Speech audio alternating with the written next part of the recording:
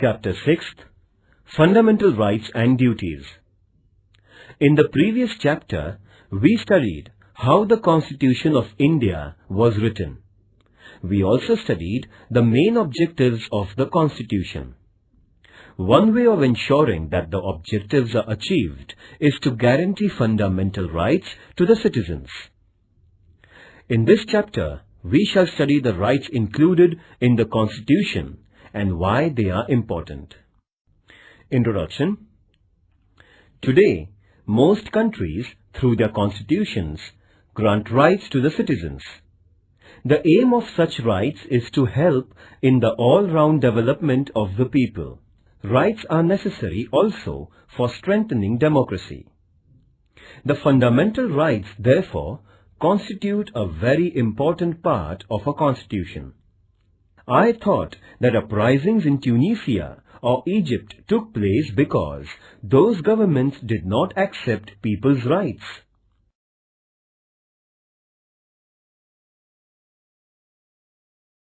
A. What is a right? When we say that a person has a right, we mean that the person can engage in a certain act and that others accept that behavior. Having a right also means that the person can expect specific behavior from other persons and from the government. Thus, rights can come into being only when other members of society and the government accept certain obligations. You must have seen that there is a silence zone near hospitals. This is a regulation local authorities declare that you cannot blow horns while passing through the silence zone. This regulation comes in the backdrop of a socially accepted idea that patients in the hospital need silence and that they are entitled to rest and recuperation in peace. Thus, the patient's claim to rest is accepted by society, and then a regulation is made to enforce that claim. Society accepts various such claims mainly when they are seen as reasonable. In other words, rights require in the first place an agreement among members of the society over what are reasonable claims of its members. Then, it also requires legal provisions for ensuring the rights. Such legal provisions include limits on the powers of the government.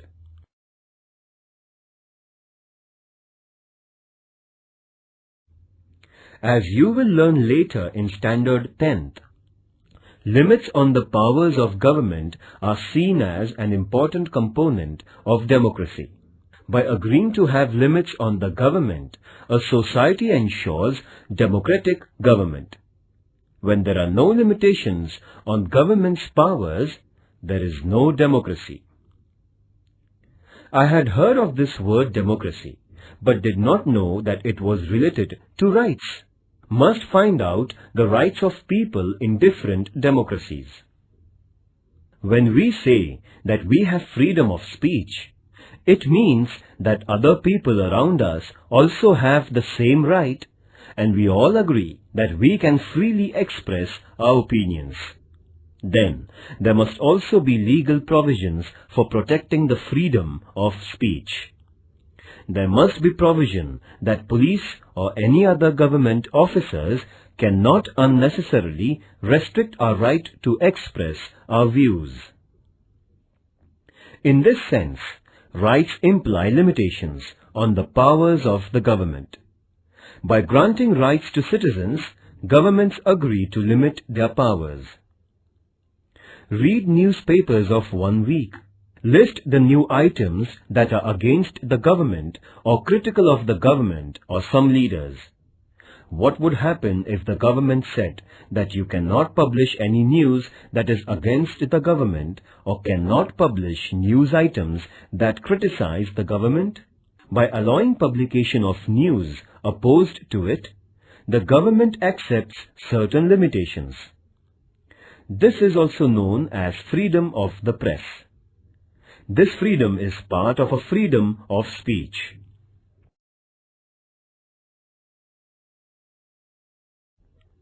But granting these rights was not an easy or straightforward process. In many countries, people engaged in struggles with their rulers for long periods before they could get their rights. When the Constitution of the United States was written in 1787, the idea of rights also existed. But that Constitution originally did not mention any rights because makers of that Constitution felt that rights are already there and do not need mention in the Constitution. But on the demands of citizens, a Bill of Rights was subsequently included in the US Constitution, that is, in 1791. Since that time, it has become customary to include rights in the Constitution of a country. The Constitution of India includes a detailed list of rights. These are called fundamental rights. This means that these rights are of fundamental importance. They are so important that the government cannot take away these rights. Long back in 1215, the British monarch had to agree to some restrictions over the monarchical powers. This agreement is famous as the Magna Charta, a charter agreed by the king. Even after this, there were many struggles in England between the people and the monarch. Those struggles resulted into many more limits on the powers of the king or queen. Ultimately, these struggles led to democracy and acceptance of citizens' rights. In 1776, the American people declared their independence from England. That declaration is known as the Declaration of Independence, in which it was asserted that certain rights of human beings were inalienable, meaning that nobody could take those rights away. Similarly, the French Revolution of 1789 also underlined the importance of rights through the Declaration of Rights of Man and of the Citizens. The French Revolution led to abolition of the monarchy and the rise of democracy in France. In what way rights are related to democracy?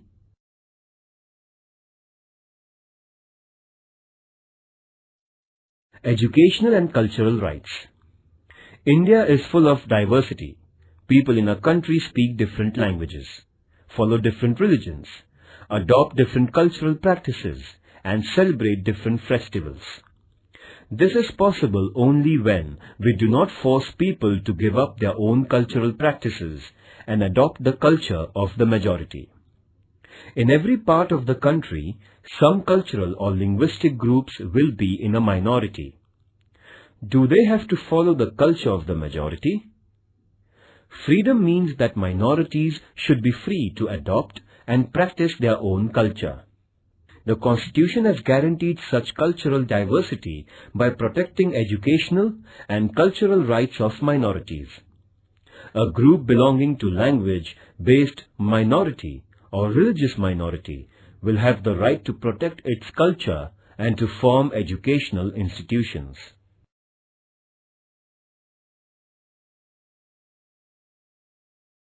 B. Are fundamental rights mentioned in Indian Constitution.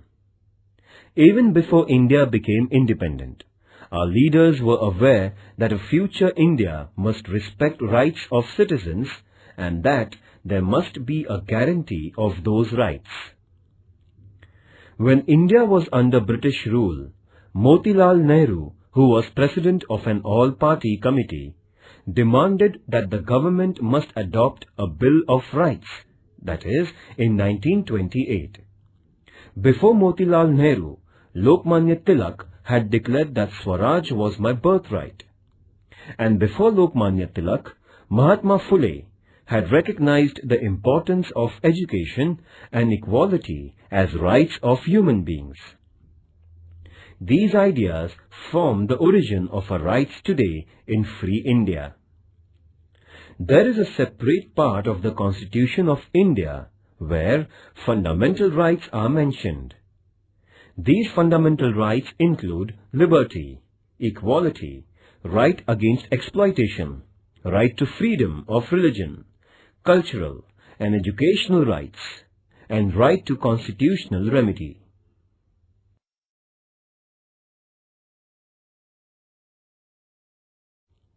C. Human rights. It is now internationally accepted that every human being has certain rights. These are described as human rights. It is also accepted now that human rights should be adopted and guaranteed by every country, and necessary mechanism for protection of human rights should be created. In the year 1948, the United Nations adopted the Universal Declaration of Human Rights, 10th December 1948. This day is celebrated every year as Human Rights Day. Later, in 1966, the General Assembly of United Nations adopted the International Covenant of Economic, Social and Cultural Rights, and many countries have signed that agreement. According to the international norm, India has created the National Human Rights Commission in 1993. The Universal Declaration of Human Rights lists many important rights. These include individual freedoms such as freedom of speech, movement, etc., right to equality, cultural rights, and freedom of religion. Besides this, Declaration also includes wide-ranging rights such as right to work, right to rest and leisure, right to education, etc. The purpose is to ensure a balanced development of every individual and ensuring equal worth of all persons. Dignity and justice for all of us, this is the motto of the Universal Declaration of Human Rights. Activity. Using Internet, find out countries that have adopted the Declaration of Human Rights. For information about the number of countries that have signed the International Covenant, access the UN website.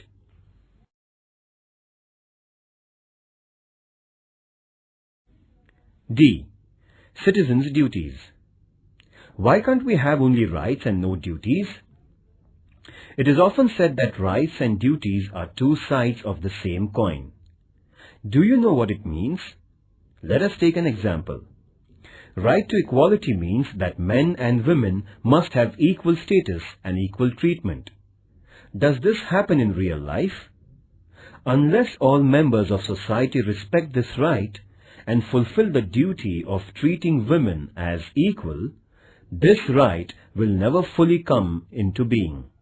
Therefore, it is the duty of every citizen not to engage in domestic violence against women and to oppose ill treatment of women, because women are not treated equally and practice of female foeticide is prevalent. Is it not a duty to respect women as equal citizens? You will now understand why duties are important for the fulfillment of rights. Just as society must respect our rights, society expects that we accept certain responsibilities as our duties.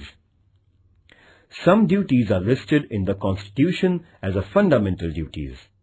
These include to respect the Constitution, to respect national flag and national anthem, to protect the country, to adopt a feeling of brotherhood towards all citizens of India, to protect the environment, to adopt a scientific approach, etc. Is there punishment if these duties are not performed? Ecological balance. Human beings are dependent on environment for air, water, trees and minerals. If we use these natural resources indiscriminately, that leads to environmental degradation. Our present generation may be happy to use as many trees as it can cut down, but what will happen to later generations? Already, over-exploitation of natural resources is leading to crises such as drop in rainfall, rise in temperature, and many other environmental hazards. This only shows the importance of duties. It is not our duty to use the natural resources carefully? Think of others and think of our future generations. Activity. Obtain a copy of the Constitution of India and make a list of fundamental duties. Discuss in your class why these duties are important. I can now see the link between rights and duties. Unless we are bound by the duty to protect our environment, how can later generations enjoy the benefits of forests and fresh air and other natural resources?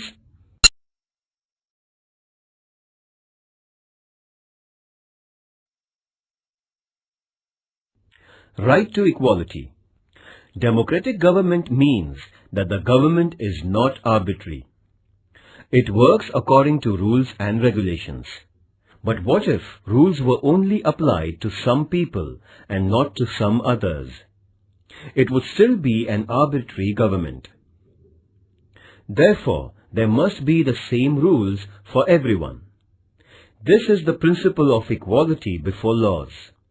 Our Constitution guarantees that all persons will be treated equally by the government. Equality means that persons will not be treated differently just because of the gender, religion or caste, etc. Right to equality also means that everyone will get equal opportunities. Remember that there are many inequalities in our society, and to remove those inequalities is the objectives of our Constitution. Therefore, it is the responsibility of the government not only to treat all persons equally, but to implement policies that will bring equality in our social relations. You may have heard about reservation of seats in school and college admissions for women or persons of weaker sections. This is an example of government's efforts to bring equality. Right to equality does not mean only equal legal treatment. It also means that groups which are backward and traditionally discriminated against must get the opportunity to develop themselves and become equal in the true sense. Thus, right to equality puts a responsibility on the government to remove injustice and inequality.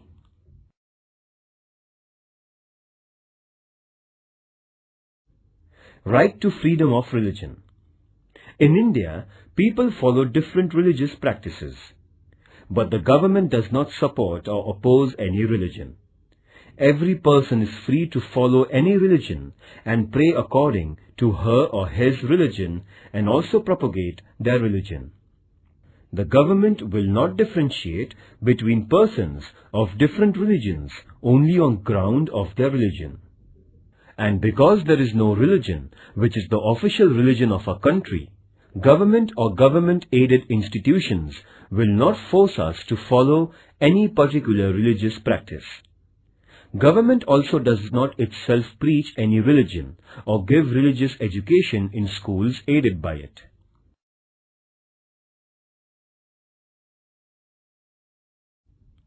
Right to information. Similarly, the right to information is now enforced, though it is not part of our fundamental rights. Citizens cannot judge the government if they do not have enough information. Therefore, of late, it has been accepted all over the world that democracy means citizens' right to get the information from their government. This is known as the right to information. After the efforts of the senior social activist Anna Hazare and his followers, right to information was passed by the Government of India.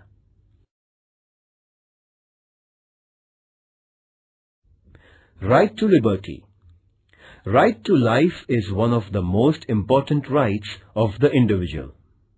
Our Constitution guarantees this right.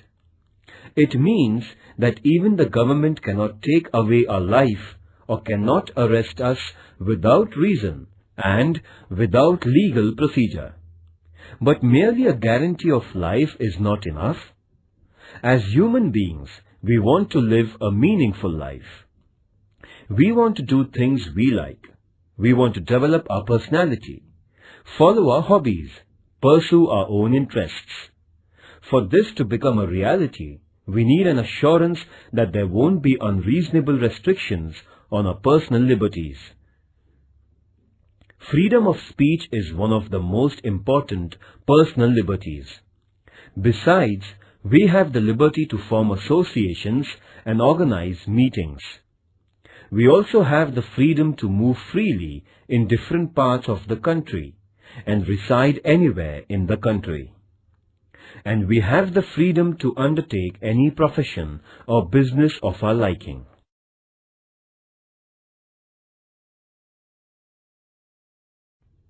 Right to constitutional protection. So far we listed the rights guaranteed by the Constitution. But what do we mean by guarantee? If our right is violated, we can go to the government for protection. But what will happen if some officer or the government itself violated or did not respect our rights? In such situation, we have the right to move the courts. This is also called as right to constitutional remedy. Court will decide if the government has wrongly interfered with our rights, and if so, ask the government not to do so. Judiciary is the protector of our rights. This provision makes our fundamental rights truly guaranteed. First, what is the importance of right to equality? Second, why is the right to constitutional remedy the most important right? Activity. Imagine we had right to liberty but not the right to equality. What would be the result?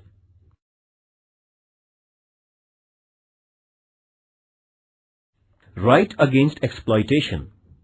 Both liberty and equality will be violated if some people are forced by others to undertake some work against their wishes. Because of poverty, there used to be many people who would take loans from private moneylenders, and the moneylenders would then force them to work without payments until the loan and interest are repaid. This practice was known as forced labor or wait. The Constitution has declared such practices as illegal. There will be no slavery in any form, and nobody will be treated as a bonded labor. Another fallout of poverty is that children from poor families are required to undertake work and earn money. As a result, children are sometimes employed in very hard and dangerous jobs, such as the job of making firecrackers. The Constitution has banned such practices because these involve exploitation of children. Children below the age of 14 years of age cannot be employed in hazardous jobs.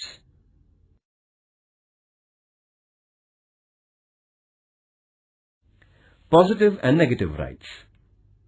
Rights are necessary for our personal development. They are necessary also for the well-being of the society. Rights ensure that weaker and backward sections of society get opportunities to improve their condition. The right to equality is very important in this respect. Thus, some rights are limitations or restrictions on the powers of the government, while some rights mandate that the government adopts policies for the well-being of weaker and needy sections. In this sense, rights are responsibility of the government and the society to make sure that various services and facilities reach all sections. So, our rights are twofold. Some rights are restrictions on government, what the government cannot and should not be doing. Let us call them negative rights, because they tell us what the government should not do. On the other hand, some rights tell what the government should do. These are positive rights. Right to education, for instance, is a positive right. On the other hand, freedom of speech is a negative right, meaning that it states that government cannot put unreasonable restrictions on a freedom of speech.